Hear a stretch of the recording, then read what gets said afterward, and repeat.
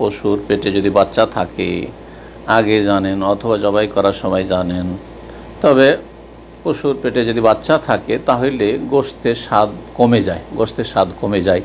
এজন্য ইমাম শাফি রাহমাহুল্লাহ এটাকে জায়েজ মনে করেননি। বাকি ইমাম আহমদ, ইমাম মালিক, ইমাম আবু হানিফা রাহমাহুমুল্লাহ জামিয়ান তারা বলছেন জায়েজ।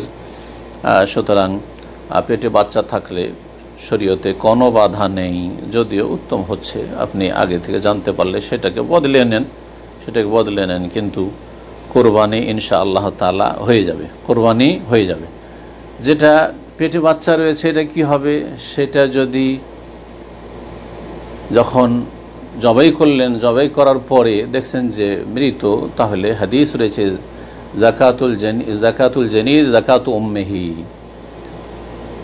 পেটে যে বাচ্চাটা রয়েছে সেই বাচ্চার জবাই হচ্ছে তার মাকে জবাই করা, অর্থাৎ যে পশুটা জবাই করলেন সেটা জবাই করলে তাকে যেন জবাই করা হয়েছে। হয়তো জবাইয়ের সময় জীবিত ছিল, এটাই সম্ভাবনা বেশি, জীবিত ছিল এটাই ধরে নিতে হবে। সুতরাং তার মাকে জবাই করা হয়েছে মানে তার জবাই সে হালাল হয়ে গেছে। সেটা রুচি হলে খেতে পারেন, আমাদের মানুষের রুচি নেই সুতরাং খেতে পারেন, কিন্তু শারআন জায়েজ রয়েছে, জায়েজকে জায়েজ বলতে হবে, রুচি নেই খাবেন না। আর যদি জীবিত হয়, যখন জবাই করলেন আর তারপরে দেখছেন যখন গোশত করছেন বা দেখছেন পেটে যে বাচ্চা এখনো জীবিত আছে, তাহলে সেটা জীবিত পাওয়া গেছে, সুতরাং সেটাকে বিসমিল্লাহ আল্লাহু আকবার বলে জবাই করতে হবে।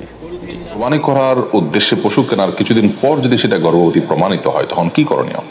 সেই পশুটা পালন করার জন্য রেখে দিয়ে বা বিক্রি করে অন্য পশু কোরবানি করা যাবে কিনা? পশু কেনার পর যদি সেটাকে গর্ভবতী মনে হয় তাহলে সেক্ষেত্রে আপনি ফোকায়ে হানাফের মত অনুযায়ী সচ্ছল ব্যক্তি হলে সেই পশু আপনি চাইলে পরিবর্তন করতে পারেন, আর একটা পশু কিনে সেটাকে আপনি কোরবানি করতে পারেন।